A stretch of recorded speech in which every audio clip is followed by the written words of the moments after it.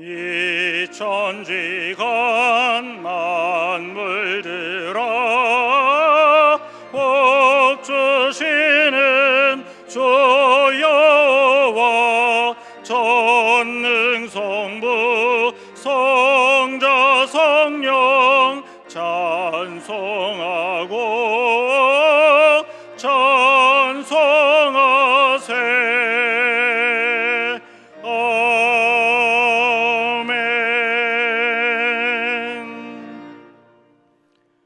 너희는 알리며 진술하고 또 함께 의논하여 보라. 이 일을 옛부터 듣게 한 자가 누구냐? 이전부터 그것을 알게 한 자가 누구냐? 나 여호와가 아니냐? 나 외에 다른 신이 없나니 나는 공의를 행하며 구원을 베푸는 하나님이라. 나 외에 다른 이가 없느니라.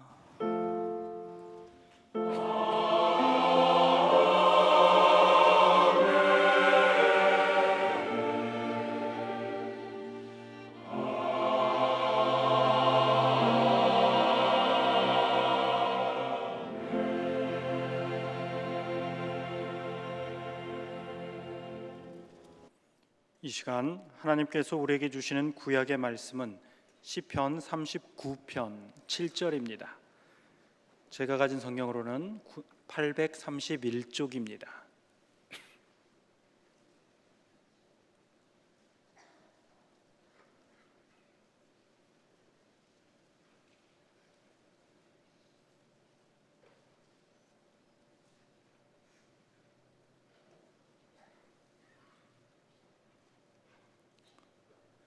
시편 39편 7절 말씀입니다. 주여, 이제 내가 무엇을 바라리요? 나의 소망은 주께 있나이다. 아멘.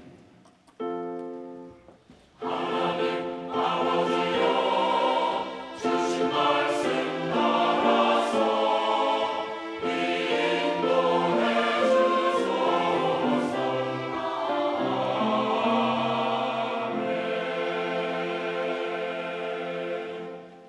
하나님께서 우리에게 주시는 신약의 말씀은 데살로니가전서 1장 1절에서부터 4절까지입니다. 제가 가진 성경으로는 329쪽입니다.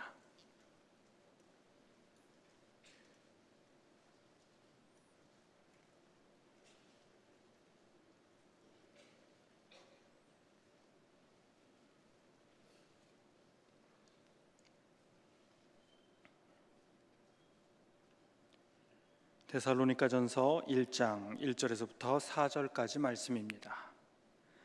바울과 실로아누와 디모데는 하나님 아버지와 주 예수 그리스도 안에 있는 데살로니가인의 교회에 편지하노니 은혜와 평강이 너희에게 있을지어다.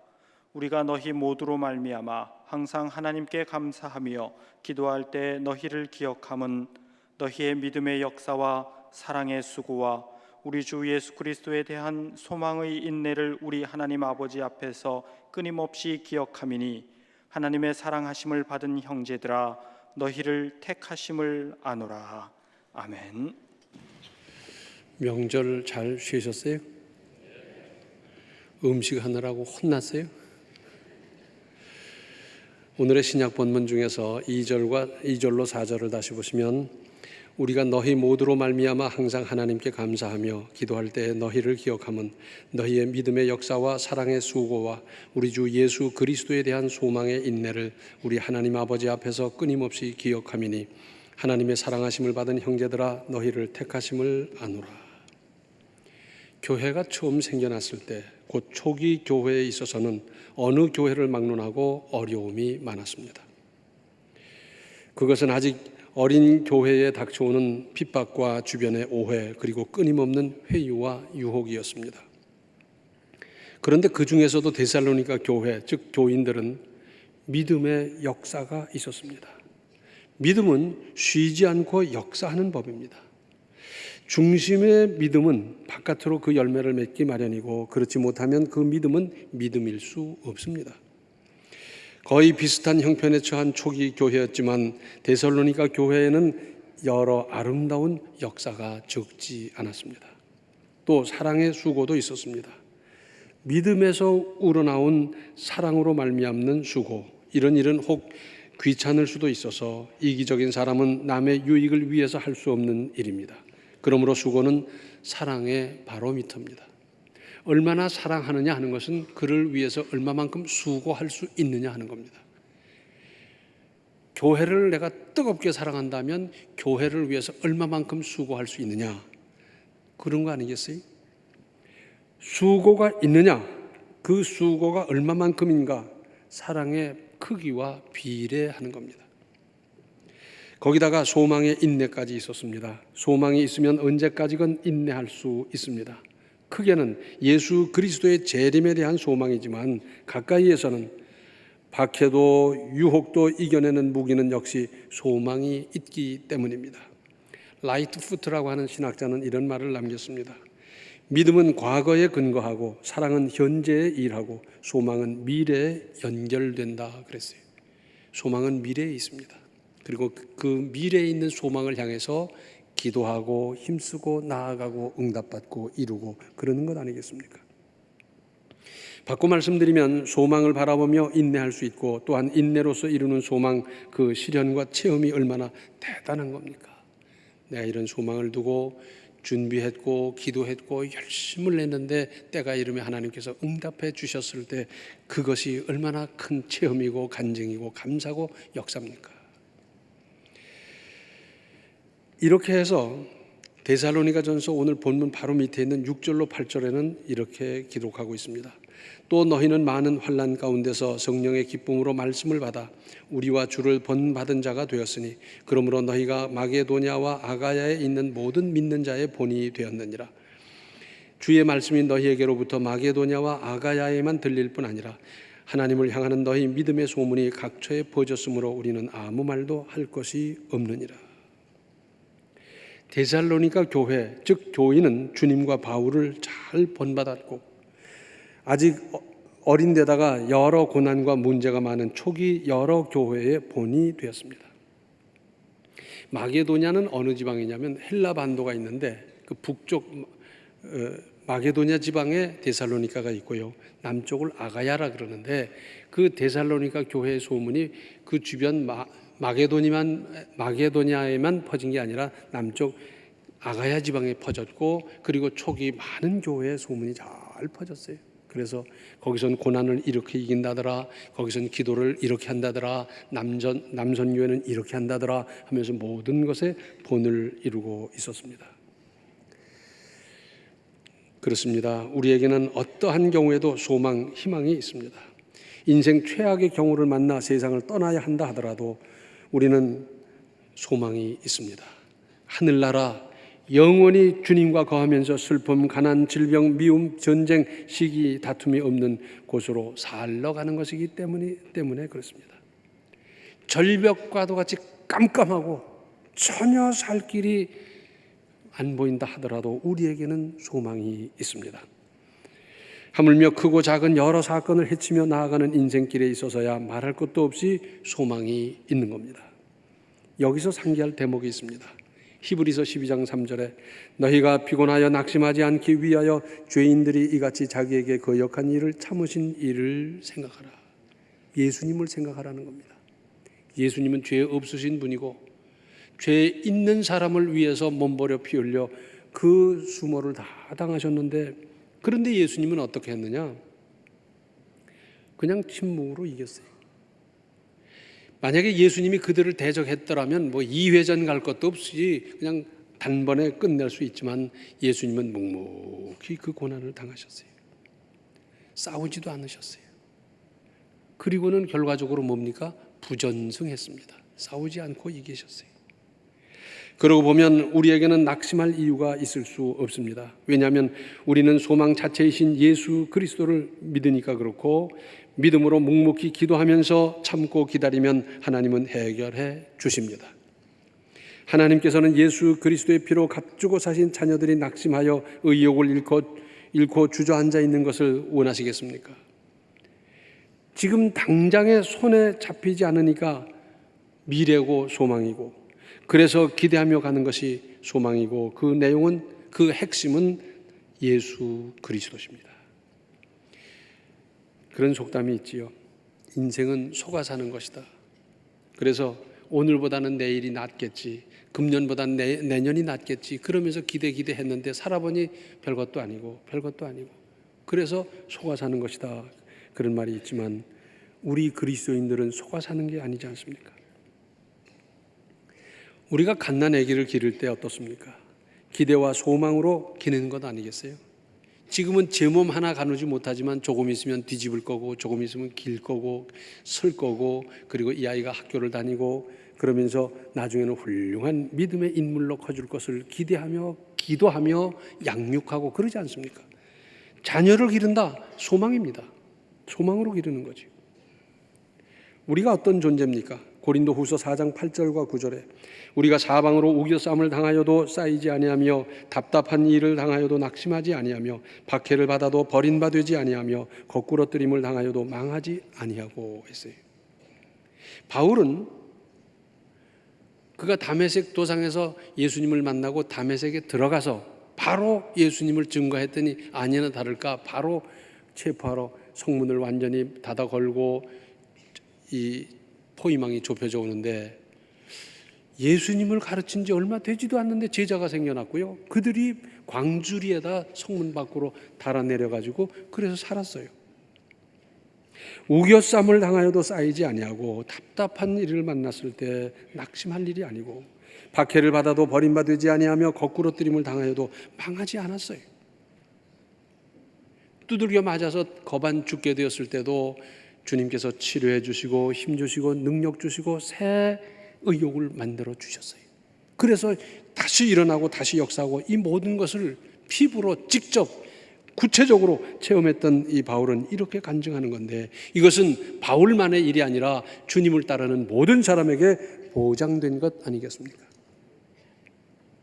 소망의 반대는 낙심인데 이것은 어느 상황 어떤 경우에서라도 하나님의 뜻이 아닙니다.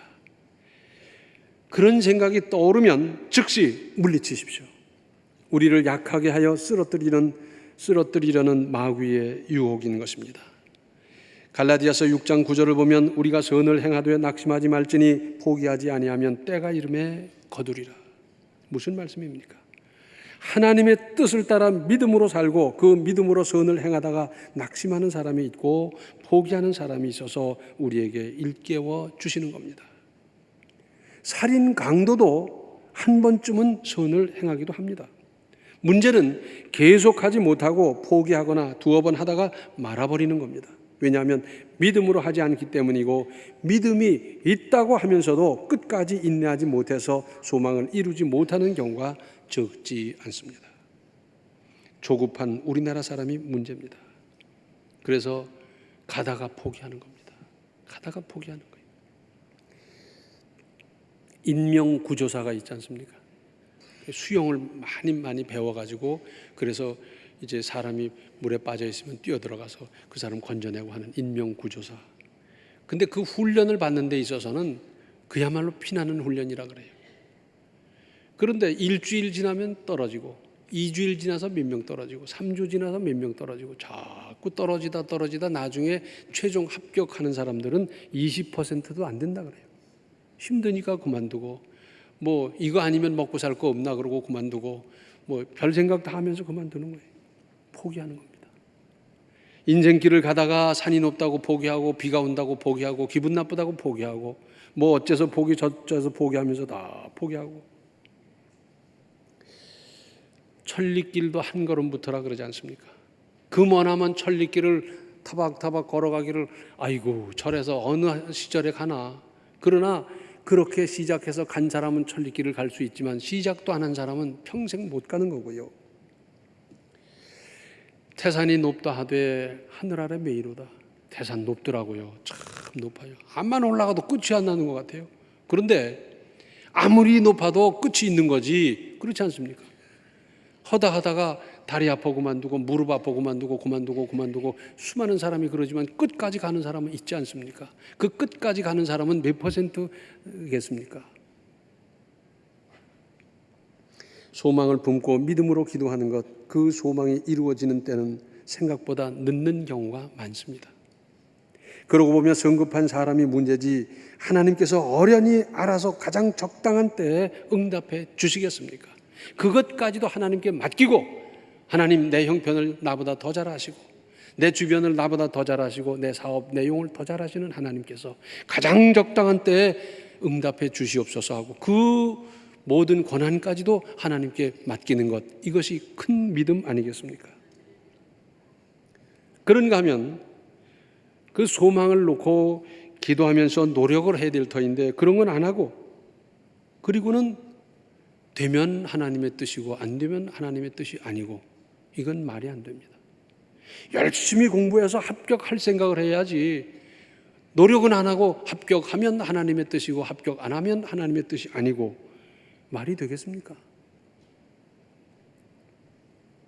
아프리카의 성자라고 하는 리빙스톤 선교사는 어려서 선교사 가기로 작정을 했어요. 결심을 했어요. 그리고는 선교사 갈래니까 거기는 워낙 질병이 많고 낙후된 곳인지라 이렇게 해야 되겠다라고 생각하고 의대부터 갔습니다. 그 의대를 졸업하고 의사 국가고시를 보는데 2번이나 떨어졌어요. 야, 이게 하나님의 뜻이 아니구나 그러면서 의사를 포기하고 그런 게 아니고 더 열심히 공부해서 2번 떨어지고 3번째 붙었어요. 그리고는 신대원을 가서 공부를 했는데 그 다음에 목사고시를 보는데 또 떨어졌어요.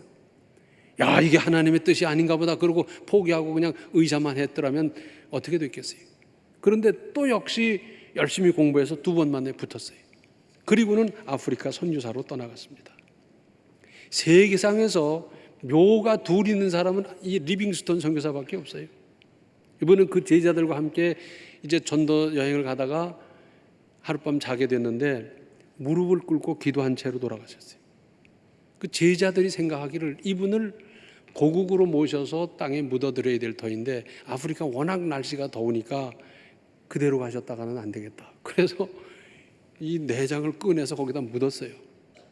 그리고는 햇빛에 말려가지고 그 다음에 이제 단가 같은 데서 지고 가는 겁니다. 아프리카 사람들은 미신이 많아요. 시체가 들어오면 자기 동네에서 용납이 안 돼서 죽여버리고 이러는데 지나가는데 막 찾아와요. 이게 뭐냐 그러면 리빙스톤 선교사라고. 아, 그러냐고. 전부 다 무릎을 꿇고 경배를 하는 겁니다. 그래서 항구로 가가지고 거기서 항구에서 바짝 말린 시체를 싣고 영국으로 와서 묻었어요. 그래서 이 묘가 둘인 사람은 이 리빙스톤 선교사밖에 없어요. 열심히 공부해서 붙어서 하나님의 뜻을 이루려고 하는 게 아니라 떨어지면 하나님의 뜻이 아니고 붙으면 하나님의 뜻이고 그러면서 공부는 안 하고, 이게 말이 되겠습니까? 민수기 32장 7절을 보면 이스라엘 백성들이 이제 가나안을 떠나서 요단강가에 왔는데, 그런데 그 강을 건너는 데 있어서 갓 자손과 르우벤 자손이 주저주저 하는 겁니다.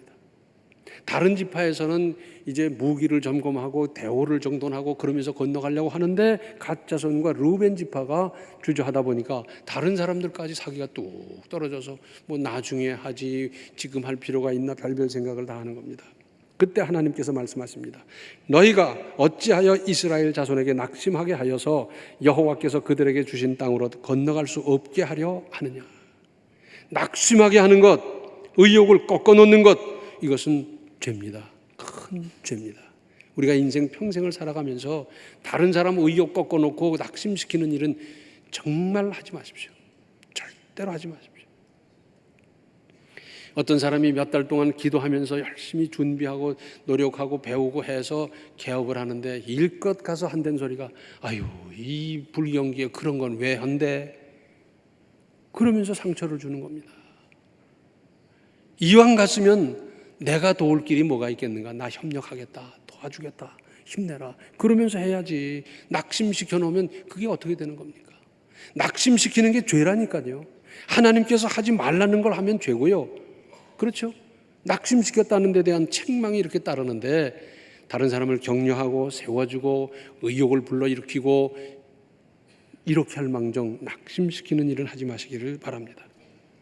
에베소서 3장 13절을 보면 그러므로 너희에게 구하노니 너희를 위한 나의 여러 환난에 대하여 낙심하지 말라. 이는 너희의 영광이니라. 자, 1차원적으로 생각하면 그래요. 하나님을 위해서 일생을 바쳤고 복음을 위해서 살던 사람이 왜 붙잡히고 왜 로마 감옥에 갇힌단 말이냐? 내가 저 사람 같이 될까 봐 나는 못 믿겠다. 이건 1차원적인 생각이에요. 그런데 너희들 낙심하지 말라는 겁니다. 그리고 이렇게 갇힌 것이 너희에게 영광이 된다는 거예요. 왜 그런지 아세요? 옥에 갇혀 있으나 그는 자유를 누리고 있습니다. 자기를 지키는 로마 병사보다 더 큰 자유를 누리고 있고, 옥에 갇혀 있지만 마음속에는 하나님의 나라를 소유하고 있고요. 그리고는 로마가 얼마나 대단합니까? 궁이 얼마나 대단하며 그 호화롭고 웅장한 그 모든 건물이며 세계를 지배하는 막강한 군사력이며 그 로마가 멸망한다, 로마가 그리스도화 된다는 건 상상도 못할 그때에 아니다. 초라한 죄수의 몸이지만 아니다. 마침내 그리스도교가 로마를 점령할 거다. 마침내 세계 땅끝까지 복음이 전도될 거다. 그걸 내다보면서 그는 너희의 영광이니라. 천만 사람은 그렇게 가도만 놓아도 의욕이 꺾이고 실망하고 살지 못해서 그냥 뭐 온갖 방법을 다 쓰고 돈을 쓰고 별짓 다 하는데 거기서 눈도 까딱하지 아니하고 1000년 후에 있을 2000년 후에 있을 세계를 바라보고 있는 바울, 참 대단한 믿음입니다. 정말 대단한 믿음입니다.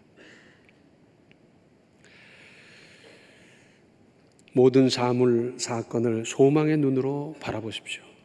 소망을 품고 인내하십시오. 왜냐하면 우리에게는 언제나 소망이 있기 때문이고요. 이 고통스러운 문제가 해결될 소망, 이 기나긴 아픔이 끝날 소망, 주님이 계시니까 소망이고 그 주님을 믿으니까 소망 아니겠습니까?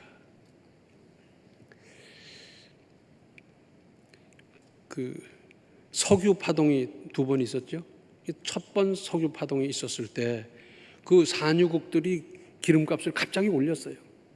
그러니까 나라마다 그냥 혼란이 생기고 산업체가 막 넘어지고 나단 날 때 그때 소식을 들으니까 이 사람들이 돈이 막 들어오니까 달러가 들어오니까 오일 달러가 들어오니까 그걸로 건설을 한다더라 하는 소문을 박 대통령이 들었어요. 그럼 우리가 거기 진출하면 되겠다라고 생각을 하면서 건설교통부인가 뭐 건설부인가 하여튼 그 전문가들을 그룹을 만들어서 보냈습니다. 가서 보고 오너라. 그랬더니 얼마 만에 와가지고 하는 말이 아이고 거긴 건설 안 됩니다. 낮에 기온이요 40도 50도 되는데 거기서 누가 일을 하며 거기 무슨 자재가 있다고 무슨 일을 하겠습니까? 아이고 안 됩니다. 그래서 현대건설 정주영 회장님을 불렀답니다. 거기서 지금 건설을 하려고 한다고 하니 한번 가보시오. 그랬더니 가서 보고 와서 박 대통령을 만나서 하는 말이 그 잘 보고 왔습니까? 예, 거기 가니까 그냥 황금 들판입니다. 아, 그게 무슨 말이요? 했더니 아니 건설은 모래하고 자갈인데 거기 그냥 쎄습니다. 전부가 모래하고 자갈입니다. 낮에 더우면 낮엔 재우고 밤에 일하면 됩니다. 물이 있어야 되는데 물은 옆에 나라에서 물탱크 가지고 실어오면 되는 거지. 그까진 게 뭐가 문제며. 그런 건 전부 다 원가 계산에 다 들어갈 테니까 나 손해볼 거 없습니다. 거기 얼마든지 할 수 있습니다. 똑같은 사물인데 보고 이거 안 되겠다고 오는 사람이 있는가 하면 거기서 황금 노다지를 바라본 사람이 있어요. 노숙자까지 떨어졌다가 재기한 사람도 얼마든지 있지 않습니까?